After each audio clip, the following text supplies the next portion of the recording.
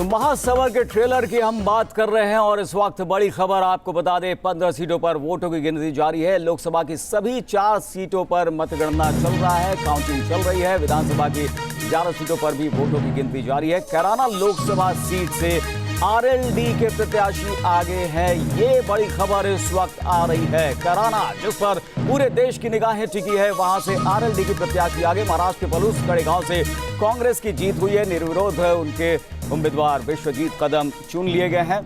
तो 15 सीटों पर वोटों की गिनती जारी और ट्रेंड भी शुरुआती बहाने शुरू हो गए हैं। लोकसभा की 4 सीटों पर मतगणना का काम चल रहा है। विधानसभा की 11 सीटों पर भी वोटों की गिनती जारी है और शुरुआती ट्रेंड कहीं न कहीं परेशानी बढ़ाने वाली बीजेपी की, क्योंकि आरएलडी की प्रत्याशी, जहां कैराना की बात हो रही है, पूरे देश की नजर टिकी है, वहां पर वो इस वक्त आगे बताई जा रही हैं। और साथ ही साथ ये भी बताया जा रहा है कि जोकीहाट बिहार, वहां से आरजेडी का उम्मीदवार आगे चल रहा है, यानी कि जो सत्ता पक्ष है उसके लिए शुरुआती ट्रेंड जो है वो असहज दिखाई पड़ रहे हैं, परेशानी का सबब बन सकते हैं। इस पर चर्चा करने के लिए हमारे साथ खास मेहमान मौजूद हैं।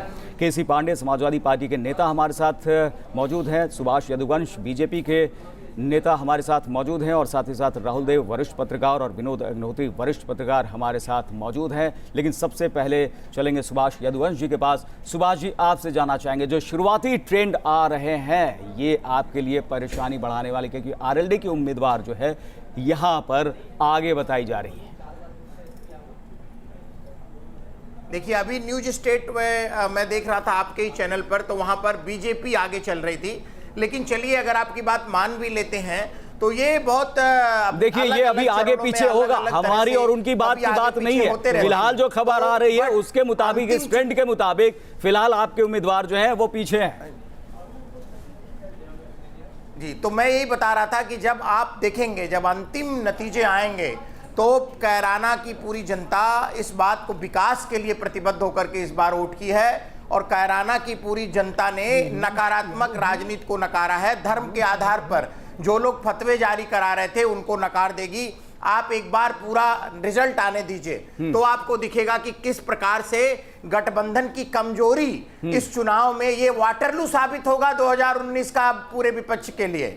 और अगर यही ट्रेंड आखिर तक चलता रहा और नतीजे में तब्दील हो गया, फिर आप क्या कहेंगे? ऐसा बिल्कुल नहीं होगा, मैं आपको ये इंश्योर कर रहा हूं, ऐसा बिल्कुल नहीं होगा। चलिए, केसी पांडे जी भी हमारे साथ मौजूद हैं। केसी पांडे जी, यहाँ तो जो शुरुआती ट्रेंड है उससे कहीं न कहीं मुस्कान आपके वो चेहरे पर आएगी। हालांकि संपर्क हमारा उनसे अभी नहीं हो पा रहा है, उनके पास आगे हम रुख करेंगे। लेकिन हमारे साथ विनोद अग्निहोत्री जी, वरिष्ठ पत्रकार हैं, राहुल देव जी भी हैं। राहुल देव जी, आपसे जानना चाहेंगे, जो शुरुआती ट्रेंड आने शुरू हो गए हैं, कैराना सबसे ज़्यादा नज़रें जो है वहाँ पर टिकी हुई हैं, इस ट्रेंड को क्या आप कहेंगे? क्या ये अब आगे जो है ये कंसोलिडेट होता जाएगा, ऐसा भी माना जा सकता है? देखिए, ये अनुमान तो कोई भी नहीं लगा सकता कि आगे क्या होगा। बिल्कुल शुरुआती दौर है ये, और हम देख चुके हैं कर्नाटक के चुनाव में कि शुरुआती दौर उनसे बहुत ज़्यादा उत्साहित हो गए, जिनमें मैं भी शामिल था। लगा कि भाई वहाँ बीजेपी निकल गई, लेकिन अंत में सब पलट गया। तो अभी कोई अनुमान लगाने का कोई मतलब नहीं है। अभी तो हमें सिर्फ यही देखना है कि क्या नतीजे आ रहे हैं, और 2-3 घंटे के बाद जब दो दौर कम से कम हो जाए, 2 या 3 दौर, तब कुछ अंदाज लगाने की बात समझ में। बिल्कुल, अंदाज जो है वो 2-3 घंटे के बाद जो है पूरी तरह से लगाया जा सकता है। लेकिन विनोद जी, आपको नहीं लगता है कि जिस तरह से गोरखपुर में और फूलपुर में झटका लगा था भारतीय जनता पार्टी को, अब ये शुरुआती ट्रेंड जो है कहीं ना कहीं उसके लिए मुश्किलें खड़ी करती हुई दिखाई पड़ रही हैं? देखिए, मैं भी राहुल जी की बात का ही समर्थन करूंगा, या वही बात कहूंगा कि अभी बहुत शुरुआत है। पोस्टल बैलेट हो गए होंगे और शायद पहले दौर शुरू से आगे रहते हुए जीत दर्ज करें तो वो भी बात अपनी। हाँ, होता भी दोनों तरह की चीज़ें होती हैं। कई बार जो शुरू से आगे चलता है वो आखिर तक आगे रहता है, और कई बार बाजी पलट भी जाती है। तो ये राज्यों के स्तर पे भी होता है और सीट के स्तर पे भी होता है। तो लेकिन जो सामाजिक समीकरणों की स्थिति है कैराना की, उसके हिसाब से कहीं ना कहीं संयुक्त विपक्ष का पलड़ा भारी लगाने का अनुमान सारे विश्लेषक करते रहे हैं, हम सभी करते रहे हैं। लेकिन प्रधानमंत्री नरेंद्र मोदी जी की जिस तरह से बागपत में जनसभा हुई, सरकारी सभा थी, लेकिन एक तरह से वो संदेश था कैराना के मतदाताओं को, एक उसकी भी एक कसौटी है। और जिस तरह से मुख्यमंत्री योगी आदित्यनाथ, उप मुख्यमंत्री केशव प्रसाद मौर्य, तमाम सारे मंत्रियों ने वहाँ पर जोर लगाया। हुकुम सिंह की मृत्यु के बाद उनकी बेटी को टिकट देके एक सहानुभूति फैक्टर भी, उसको भी कैश कराने की कोशिश की, उसको बुलाने की कोशिश भाजपा ने की है। तो ये सारे फैक्टर्स हैं। हिंदुत्व के ध्रुवीकरण की भी कोशिश हुई है, दूसरी तरफ वो जो सामाजिक जातियों का समीकरण है उसको बनाने की कोशिश विपक्ष ने की है। अब इसमें कौन भारी पड़ता है इसका पता तो अब 2-3 घंटे बाद ही पता लगेगा। हाँ, ये सही है कि अभी जैसा कि आप बता रहे हैं शुरुआती दौर में तबस्सुम हसन अगर आगे चल रही है तो मुझे कोई आश्चर्य नहीं है उनके आगे रहने पे। बिल्कुल। क्या विनोद जी ये भी कहा जा सकता है कि अभी जो है अगर कैराना में सेटबैक लगता है और 2019 की हम बात कर रहे हैं, तो जब वो चुनाव होते हैं, जब पूरे स्तर पे देश भर में लोकसभा के चुनाव होते हैं और ये जो उपचुनाव होते हैं 1 या 2 सीटों पर, तो क्या यही ट्रेंड वहां पर भी देखने को मिल सकता है? क्या कहा जा सकता है कि यही अब फॉर्मूला जो है वहां पर बिल्कुल कारगर साबित हो सके? देखिए, एक बात ध्यान रखिए, जब बड़ा चुनाव होता है लोकसभा का या विधानसभा का, तब बहुत सारे तथ्य और बहुत सारे फैक्टर्स मतलब कारक बदल जाते हैं और स्थिति ये होती है कि अभी तब प्रधानमंत्री भी प्रचार करेंगे, रणनीति बहुत बड़े स्तर की बनेगी। लेकिन मैं एक बात कहूंगा कि अगर कैराना बीजेपी हारती है, अगर लगा करके, क्योंकि बहुत जल्दी कुछ भी कहना, तो एक संदेश जरूर जाएगा कि कैराना पश्चिमी उत्तर प्रदेश में है, फूलपुर बिल्कुल पूर्वी उत्तर प्रदेश में, वो गोरखपुर पूर्वी उत्तर प्रदेश में है और फूलपुर मध्य उत्तर प्रदेश में है। यानी पूरब, मध्य और पश्चिम तीनों लोकसभा सीटों पर हाल के 6 महीने के अंदर जो चुनाव हुए हैं उसमें अगर बीजेपी को झटका लगा है तो ये बीजेपी के लिए एक चिंता की बात होगी। संयुक्त विपक्ष उत्तर प्रदेश में कड़ी चुनौती देगा 2019 में, इसका एक संदेश जाएगा। बिल्कुल, संयुक्त विपक्ष कड़ी चुनौती देगा 2019 में और फिर जो है उस हिसाब से रणनीति बनती हुई दिखाई पड़ सकती है। केसी पांडे समाजवादी पार्टी के नेता हमारे साथ जुड़ गए हैं। केसी पांडे जी, अभी फिलहाल जो शुरुआती ट्रेंड्स हैं वो आपके लिए अच्छी खबर लेकर आ रहे हैं। यहाँ पर आरएलडी की प्रत्याशी आगे चल रही हैं, क्या कहेंगे इसे लेकर? देखिए, जो स्थिति पूरे देश में हो रही है उसमें विपक्ष को आगे होना ही होना है। मोदी जी और भारतीय जनता पार्टी के झूठ का पिटारा जो है वो खुल चुका है, तो अब वो जनता जान चुकी है कि किसको वोट देना है। भारतीय जनता पार्टी चुनाव हारेगी। या 2019 का जो आपने कहा ट्रेंड, तो ये ट्रेंड बिल्कुल है उत्तर प्रदेश में, पूर्वांचल हो चाहे मध्य हो चाहे पश्चिम में, आज जहाँ चुनाव हो रहा है ये विपक्ष जिस प्रकार से आगे जा रहा है, और चूंकि भारतीय जनता पार्टी को हराना है तो विपक्ष को एक होना ही होना है। पूरे देश अवसर पर बनेंगे विपक्षी एकता। तो ये सुभाष यदुवंश जी, यहाँ पर अब केसी पांडे जी दावा करने लगे कि कुछ ऐसा ही अब आगे भी देखने को मिलेगा लगातार। देखिए, मैं आपसे ये कहना चाहता हूँ, मुझे बड़ा हंसी आती है कि मतलब आप कांग्रेस को बधाई दे रहे थे, कांग्रेस ने अपना कैंडिडेचर तक खारिज कर दिया। देश की सबसे पुरानी पार्टी ने अपना कैंडिडेचर खारिज कर दिया कि हम चुनाव ही नहीं लड़ेंगे। ये पहली बात। दूसरी बात कि इनको चर्चा तक में शामिल नहीं किया। इनके एक किसी नेता ने कांग्रेस कार्यालय पे प्रेस कॉन्फ्रेंस करके पहले ही बिना शर्त समर्थन, मतलब हम कैंडिडेट ही नहीं खड़ा करेंगे, ऐसा घोषणा कर दी। इतना आत्मसम्मान से भी चुनाव पर आइए, चुनाव पर जो चुनाव हार रहे हैं, देश के लिए भी, चुनाव देश के लिए भी ठीक नहीं है। चुनाव पे भी आ रहे हैं। देखिए, समाजवादी पार्टी के नेता हैं और बीएसपी के साथ और तमाम जो संयुक्त विपक्ष उसके साथ जो है रणनीति बनाने की बात कर रहे हैं सुभाष यदुवंश जी। और आप कांग्रेस पर निशाना साध रहे हैं, लेकिन समाजवादी पार्टी जो है वो अलग ही गेम चल रही है। पार्टी उत्तर प्रदेश समाजवादी पार्टी, सुन लीजिए, समाजवादी पार्टी जब लोकसभा में हार करके परिवार तक सीमित हो गई, जो सत्ता के गलियारों में बैठी थी, उसको हमने एक परिवार की चार दीवारी में सीमित कर दिया लोकसभा में। और विधानसभा में 40-45 सीटों पर सिमट गई। और सुनिए, और बता रहे हैं, इसके अलावा ये पूरे के पूरे लोग आरएलडी को टेस्ट कर रहे हैं वहां पे कि कल को उन्हें गठबंधन में रखना है कि नहीं रखना है। एक पैसे आप पेट्रोल डीजल घटा रहे हैं, इस तरह से ये लोग पैसे कल आपने पहले 69 पैसे घटेगा और एक पैसे घटा एक यूटोपियन थाट है। आपकी गठबंधन जो है विपक्ष का एक यूटोपियन थाट है जो जमीन पे कभी नहीं उतरना है। आप मुझे बताइए, कौन इनके यहाँ प्रधानमंत्री बनेगा? राहुल गांधी प्रधानमंत्री बनेंगे, अखिलेश यादव प्रधानमंत्री बनने के कैंडिडेट होंगे, मायावती होंगी। ये इनके लिए ऐसी पहेली है, इनके लिए ऐसी पहेली है जो कभी ये सॉल्व नहीं कर पाएंगे। देखिए, जब मुद्दे की बात होती है तो यूं ही जो लड़ाई होने लगती है और आम आदमी ठगा सा महसूस करता है। राहुल देव जी, क्या कहेंगे यहाँ पर जब मुद्दों की बात आती है, अहम मुद्दों की बात आती है, आम आदमी के लोगों की बात आती है, तो फिर इस तरह से लड़ाई होते हम दिखाई पड़ते हैं और यहाँ पर अपना सिर पकड़कर आम आदमी बैठा हुआ दिखता है। देखिए, आम आदमी तो सिर्फ जुमलों में है, अब बाकी तो वो किसी की गणना में राजनीतिक पार्टी और चुनावों में कहीं आता नहीं है। सब केवल वोट बैंक के आधार पर सब होता है। हम सब जानते हैं, भारतीय राजनीति के जाने माने तत्व हैं।